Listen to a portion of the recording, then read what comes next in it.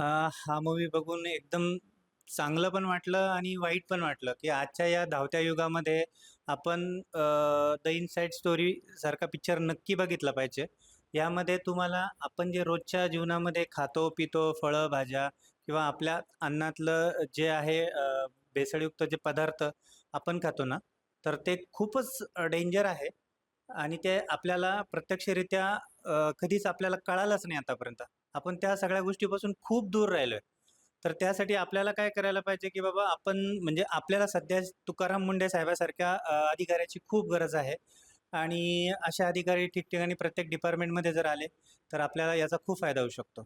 आणि हे जे सगळी जी इथून-तिथून जी भेसळयुक्त लॉबी आहे किंवा मोठ्या-मोठ्या कंपन्या किंवा पेस्टिसाइडच्या कंपन्या आहे, यांच्यावर 100% निर्बंध आणला पाहिजे. आता जी सध्याची सरकारी यंत्रणा आहे त्याच्यामध्ये तुकाराम मुंडे साहेबासारखे अधिकारी असे बऱ्याच प्रमाणामध्ये तयार केले गेले पाहिजे आणि मला असं वाटतं की तुकाराम मुंडे साहेबासारख्या अधिकाऱ्याबरोबर अजून काही सामाजिक संघटना, काही प्रदूषणमुक्त संघटना किंवा काही व्हॉलंटियर्स या सगळ्यांचा सहभाग घेतला गेला पाहिजे.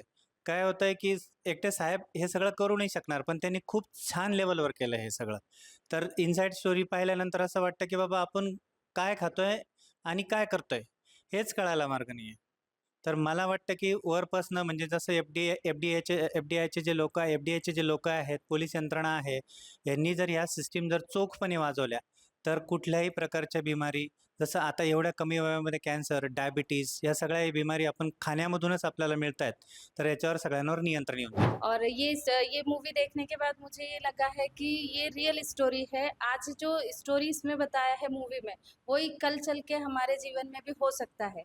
तो हम लोग इस पे ज़्यादा से ज़्यादा ध्यान दें और इस मूवी को हमारे जीवन में लेकर आए।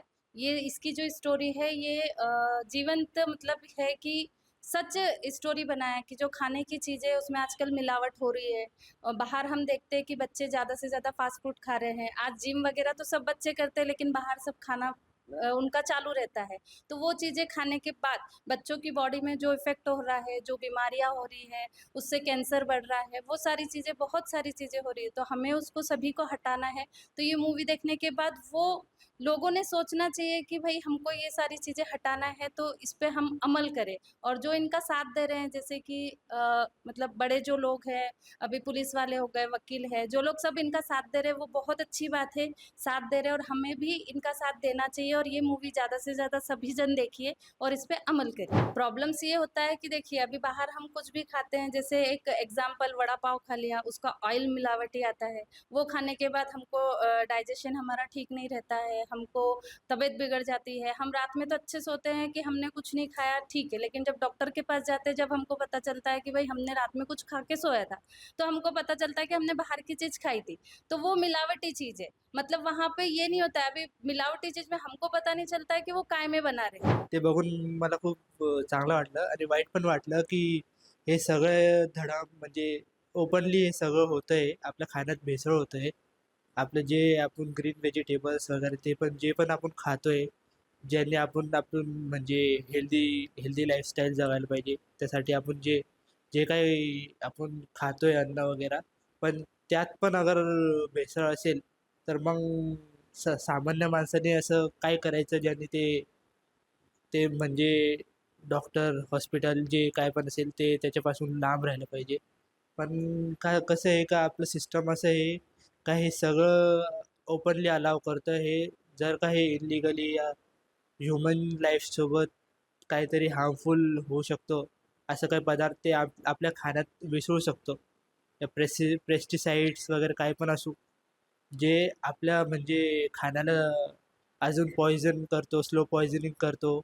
जर का हे आपल्या अन्नामध्ये येत असेल, तर आपण कसं स्वस्थ राहू शकतो?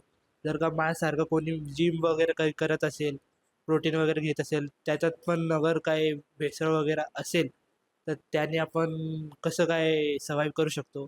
सिस्टम याच्यामध्ये रोल असं करतं का कसं आहे, की ते म्हणजे एवढं प्रामाणिक काम नाही करत, जेवढं प्रामाणिक ते तुकाराम साहेब प्रामाणिक काम करते ते.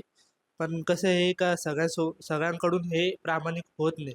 जर का कोणी म्हणजे जर का सगळ्यांनी प्रामाणिकपणे आपलं काम व्यवस्थित केले, तर आपलं आपलं जेवण वगैरे काही पण असो, कोणतं क्षेत्र असो, जर एज्युकेशन असेल, जर का आता नीटचं पण खूप चालतंय, पेपर लीक त्यासारखं इन्सिडेंट आता बंद व्हायला पाहिजे. त्यासाठी आपल्याला कसं आहे तुकाराम मुंडे साहेबांसारखं माणसाची आपल्याला गरज आहे. नमस्कार. सध्या अन्न भेसळ प्रशासन सगळीकडे हॉटेलवर आणि बाकीचे दूध वगैरे जे दुधाचे पदार्थ आपल्याला येतात म्हणजे खाद्यपदार्थ याच्यावर जे कारवाई करते ते आपण सगळे बघतोच आणि या कारवाईचं स्वागतच आहे. आपल्याला भारतीयांना फसवण्याची सवय आहे. आपली लोकसंख्या जरी खूप असली तरी एक भारतीय नागरिक या नात्याने शुद्ध अन्न तरी दिलं पाहिजे. वस्तूंमधली भेसळ आपण पाहू शकतो, मान्य करू शकतो, पण अन्नधान्यात भेसळ होता कामा नये. त्यामुळे या कारवाईचं स्वागतच आहे. अशा कारवाई वेळोवेळी व्हायला पाहिजे, कारण ऑलरेडी सध्या आपल्याकडे हवेचं प्रदूषण भरपूर मोठ्या प्रमाणात आहे. पाण्यामध्ये प्लास्टिक, सांडपाणी, हवेमध्ये सगळं प्रदूषित वायू भरलेले आहेत आणि जमीन जी अन्न पिकवते तिच्यामध्ये सुद्धा जमिनीमध्ये सुद्धा हे प्रदूषण झालेलं आहे आणि या प्रदूषणामुळे आपलं आरोग्य पहिलेच धोक्यात आहे. पण असं धोक्यात असलेल्या आरोग्यानंतर तेल, तूप, दुधाचे महत्त्वाचे पदार्थ, खाण्याचे हॉटेलमधले पदार्थ या सगळ्यामध्ये भेसळ असणे म्हणजे हे जीवासाठी धोकेदायक आहे. जुलाब, कॉलरा, कावीळ ह्यासारखे आजार तर प्रायमरी आहे, पण सतत आपण जर हे रंगद्रव्य भेसळमधले वापरले म्हणजे अन्नपदार्थांमध्ये जी भेसळ होते या भेसळमध्ये जसं दुधामध्ये shampoo, urea, starch, glycerol mix करतायत. बऱ्याच खाद्यपदार्थांमध्ये वेगवेगळ्या गोष्टी अक्षरशः लाकडाचा भुसासुद्धा वापरतात. याच्यामुळे आपलं आरोग्य धोक्यात आलेलं आहे. पुढे चालून असंच जर आपण हे हॉटेलचे आणि असे जर भेसळयुक्त पदार्थ खात राहिलो तर पुढे आपल्याला आतड्याचे कॅन्सर, हाडं ठिसूळ होणे आणि मेंदू आणि पोटाचे आजारसुद्धा, किडनीचे आजार तर होणारच, हे आजार मात्र निश्चित होणार.